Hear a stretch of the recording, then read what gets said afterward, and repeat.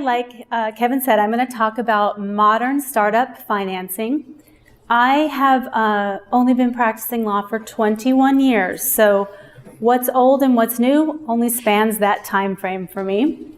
But I've seen a lot of changes to the startup ecosystem. YC has been a big part of a lot of the changes to the startup ecosystem and the way that financing is done. So I picked this picture. These are called closing volumes. And every corporate lawyer who does private company or public company financing has a lot of these if they have been doing it for long enough. The legal teams used to get these bound volumes with all of the financing documents in them.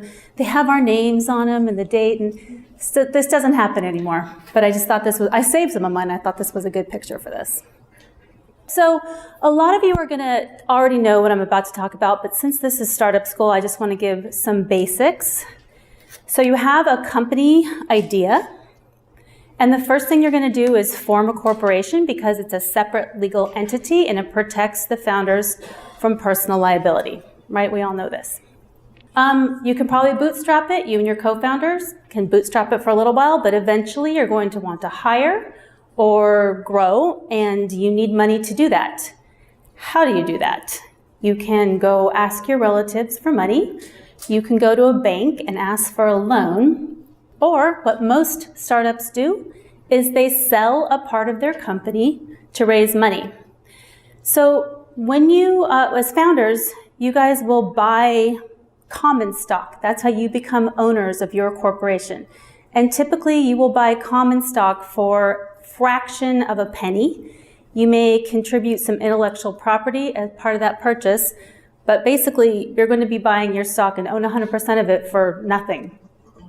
You cannot raise a meaningful amount of money by selling common stock. So your option is to sell to investors a completely different class of stock called preferred stock. Preferred stock is more expensive. Before, another kind of basic thing, I never know what kind of terminology people know. So I thought it'd be really helpful to take a look at this. These terms right here, so first of all, financing and round, they mean exactly the same thing. Preferred equity financing, preferred stock round, preferred stock financing, Series A financing, Series seed financing, these things all basically mean the same thing. It's fundraising by selling preferred stock at a calculated specific price per share. These terms, convertible round, note round, safe financing, we're going to talk about what the safe is, early stage round, early stage financing.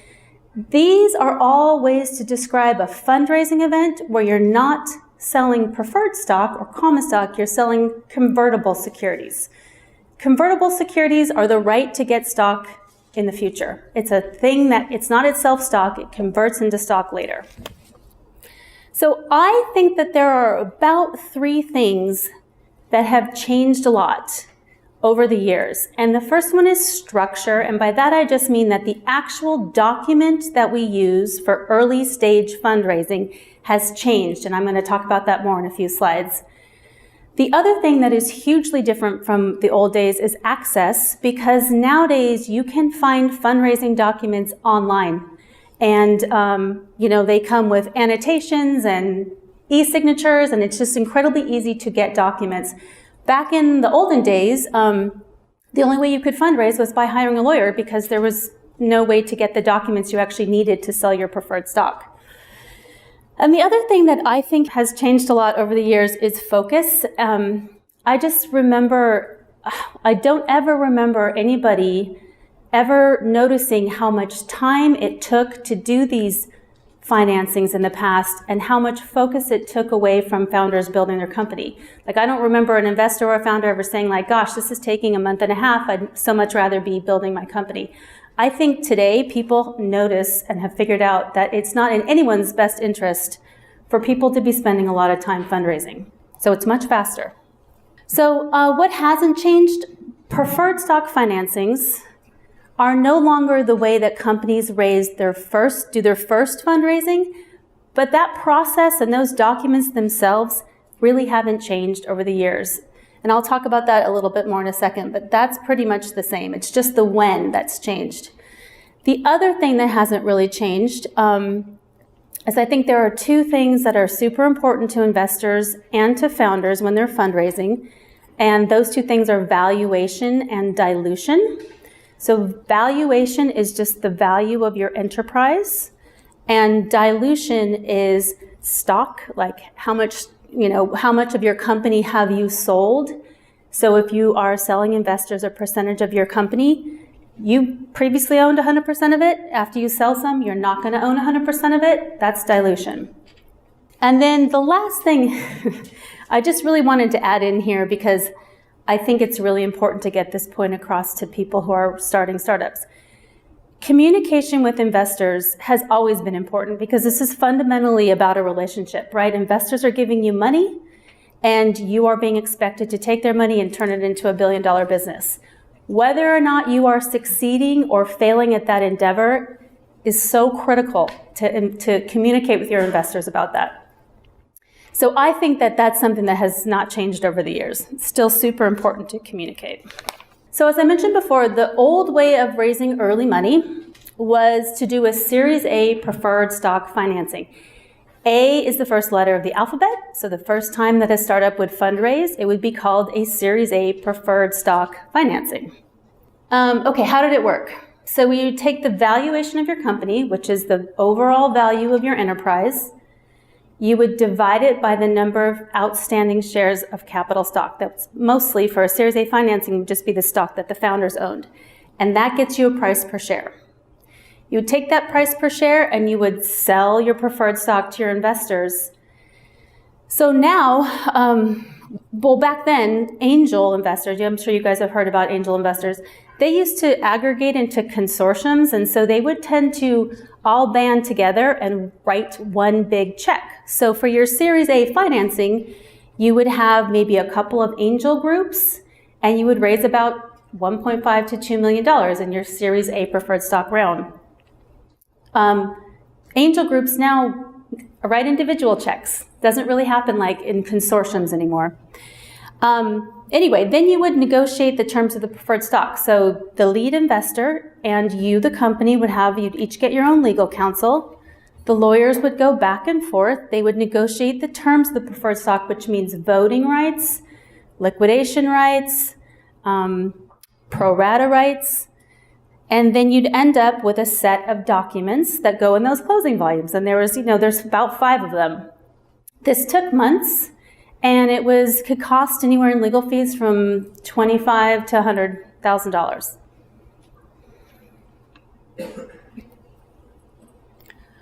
Okay, so what's broken about that? Well, that's pretty elaborate, right? It takes a long time. It costs, I just told you, it could cost, 25 to 100K on legal fees to do this, so it's kind of a big deal. But I think that the thing that was most broken about it was how inflexible it was. Jared's probably going to touch on this. The cost of starting a company has decreased a ton over the years. Not so much for software and e-commerce companies. I'm sorry, not so much for hard tech companies, but software and e-commerce companies, the price of actually starting these startups has way decreased. And as a result, companies actually don't need to raise $1.5 to $2 million just to get off the ground. And having to do these long, elaborate, expensive financings was not worth it. So it just wasn't at all flexible. So when a company would do a big Series A round for its first round, and then it was waiting to do its Series B financing, sometimes it would run out of money in between. And so oftentimes the company would then go to its lead investor in their Series A financing, and they would ask for a bridge loan. A bridge loan is a debt bridge between two financings. And these involved a note purchase agreement and a convertible promissory note, and sometimes there would be common stock warrants that would go with it. But basically, it was a stopgap measure in between financings. Now again, keep in mind, these financings I just told you were long and expensive, so you aren't just doing them all the time, and this is where bridge loan financings came in. At the heart of the bridge loan was this convertible promissory note. And a convertible promissory note was a loan. It had an interest rate, it had a maturity date, it was a real note, but it also had a mechanic that would cause it to automatically convert into shares of stock when you did that next round. So if you got a bridge loan in between your Series A and your Series B, your convertible promissory notes would convert into shares of Series B when that financing happened. But along the way, and I honestly don't remember how this all came about, but people started to realize that just the convertible promissory note, not necessarily the note purchase agreement or the common stock warrants, but the convertible promissory note itself could actually be used as a standalone document, and you could use it to fund companies, and you could use it to fund not as a bridge, but actually just the very first time that a company needed money. So this became a very appealing way to do your first fundraising event, because instead of having all those documents I described in the Series A financing, instead you just had a convertible promissory note, which was obviously going to be a lot faster. It's only one document. People still hired lawyers for these convertible notes, but only negotiating one document, and you're only negotiating maybe maturity date and interest rate, lots cheaper and lots more flexible, because now instead of being, having to do this elaborate financing process and probably wanting to raise a couple $1 million to justify all that effort, you could just raise $50K from an angel. You could raise $100K from an angel, or even less. But it's still a promissory note, and a promissory note is still a loan. So it's debt. We then at YC decided that we could modernize even the convertible promissory note, and what we did is we came up with something called the SAFE. The SAFE is an acronym. It stands for Simple Agreement for Future Equity. And like the promissory note, it is one simple document. It is a convertible security. So when I showed you all those terms. It's a convertible security. It converts into stock when the company raises a priced round. You don't need to hire lawyers to do a SAFE. It's available online. And the most important part of it is that it isn't debt, which is why it needed to exist. What was broken about convertible promissory notes? They were only one document. They were cheap. They were fast. Well, because we didn't think it made any sense to use debt to sell equity. Angel investors are not lenders. And startups don't really want to be borrowers, right? The whole point of taking someone's $50K and turning it into $1 billion is those investors want to be stockholders, and startups don't want to be thinking about accruing interest or, when is their note going to be due. So we thought that it made a lot more sense to take all the debt part out of convertible promissory notes, but retain all of the convenience of them. So I could do an entire lecture on how to use the SAFE and what it's all about, but I've actually already done that. So there are other Startup School video lectures that you guys can watch to hear a ton more about the SAFE. This is the YC page. This is the resources tab. So SAFE financing documents are at the top. We have a user guide that is kind of long, but it has a ton of really good information in it, tons of math examples to use to show you how it converts. So please visit that. Then the SAFE is only 5 pages long. It has the word simple in it, right? It's actually really easy to read. So then the question is, when do priced rounds happen? They are still the primary way that startups raise money. They're no longer the way that most startups do their first fundraising. But built into the SAFE and other convertible securities like promissory notes is the whole concept that eventually the company is going to do a priced round, and those convertible securities are going to convert into that priced round. So most often, companies will do their first fundraising on a SAFE, convertible promissory note, and then they will do a priced round afterward, and all of those SAFEs and convertible promissory notes will convert into stock. SAFEs and convertible promissory notes cannot convert unless there is a price round done eventually. So price rounds are still modern. They're just not the modern way to raise your money the first time. And also, I should mention, priced rounds, even though I was kind of laughing at them because they involve a lot of documents, and we used to put them in these leather-bound closing volumes for the lawyers to put on their bookshelves, they have actually seen some improvements as well. They are much more standard than they used to be, and they are also all 5 of the price round documents, you can get them online these days. Everyone tends to still hire a lawyer for them, but. Okay, so did we perfect modern early stage financing by introducing the SAFE and by, everybody using convertible securities to raise money the first time? And I would say we've come a long way, but I don't think it's quite perfected. And the reason is because I mentioned dilution a few minutes ago. So convertible securities, because investors that hold convertible securities are not stockholders, you actually don't, it's very hard to tell how much ownership of your company you have sold when you sell a convertible security. They're not on your cap table as stockholders, right? You're still 100% owner if all you've ever done is sell convertible securities. But the day of reckoning is coming when you do your priced round and all those convertible securities convert into shares of stock. You have to keep track, and there are a ton of resources and tools on how you can keep track, but you got to do the work. There's no excuse for being surprised by realizing you sold 30% of your company to all of your angel investors. So don't let that happen to you. The other thing that is a little to be aware of with early stage fundraising using convertible securities is because it's so flexible and easy to raise custom amounts of money. You can raise $100K and decide that you can bootstrap on that for a while, and then maybe in a couple months you raise $50K because you just need a little bit more.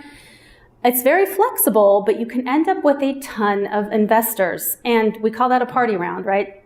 Used to be that in the old days you'd maybe have 6 to 10 investors, and now you can have 25, 35 different angel investors who've given you money. That's great. You got the money. It's not a bad thing, but it can be administratively really challenging because they become stockholders when you do a price round, and then you need their consent because, corporations have stockholder consents. Kind of hard to chase down all those signatures. Again, not a bad thing, just something you got to be aware of. And finally, one of the side effects of these convertible rounds is that investors write smaller checks, they tend to, and they don't care as much about the investor. They're not stockholders yet, so they're not quite as invested. This is a double-edged sword. Sometimes investors can drive you insane, but sometimes they can be really helpful, right? They will make introductions for you. They'll help you with strategic advice. So having investors who've just written a check and gotten a convertible security as opposed to writing a really big check and being a stockholder, it can mean the difference between how much attention they pay to you. Again, can be good, can be bad, but it's just a side effect. This is my summary slide. Okay, so modern early stage rounds of financing are usually done now using convertible securities like the SAFE. Selling preferred stock in priced rounds is still modern. It still happens. It has to happen. It just tends to happen later. It tends to be your second fundraising, not your first. The whole point, as I said before, is focus. If you don't have to spend a lot of time negotiating documents, if you can get the money in the bank really fast, you can go back to building your company, which is what you want. It's what your investors want. Is specifically for this crowd, this is not San Francisco. This is Boston.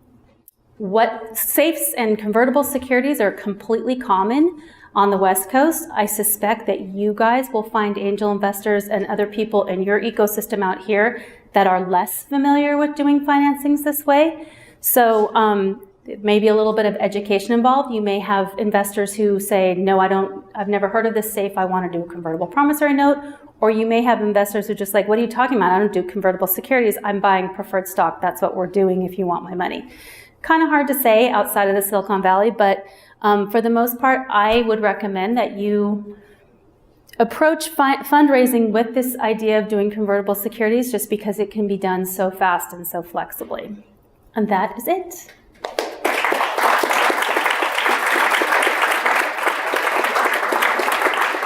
Do you want me to do questions? Okay. How many? A few. Okay. Yes. So when you're taking those checks early on and they're smaller for the investors, does that have any impact as you start to go down the road in the future in fundraising rounds with respect to the way VCs might look at that? So I do not think, repeat the question, it's long. Okay, so if you take small checks from angel investors to do your early fundraising, do VCs look at that in a negative light when you go to them to do your priced round? I would say no. That is, they don't. I mean, you've taken small amounts of money, you've gotten X far, right? Like, you've hit all these milestones. You're now going to VCs and saying, please do my priced round. I think the fact that you raised money from angels and took some small checks just shows how focused you were on getting through that process fast and iterating and getting to the place where you can do a priced round. Yeah. Maybe building a little off the smaller check, but do you ever recommend something like equity crowdfunding? So using regulation crowdfunding like Reg for C? YC companies? Yeah. Great question. You know, I thought that was super interesting since I've been practicing for 21 years. Like, that's a huge change, right? And oh, I'm sorry. Yeah. Okay. He was wondering about crowdfunding. So they changed. So the SEC changed the rules. You can now actually generally solicit and have your company be crowdfunded, where actual strangers can buy your equity. It has a lot of rules and regulations around it. I feel like it's still in the testing phase. Like, no YC company, to my knowledge, has done that yet. So I don't have any personal experience with it. Mike died. But I know some companies have done it, and it would be really interesting to go online and see if you can get like download from law firms that have helped with those crowdfunding initiatives to see kind of what the pros and cons were. Okay, yeah.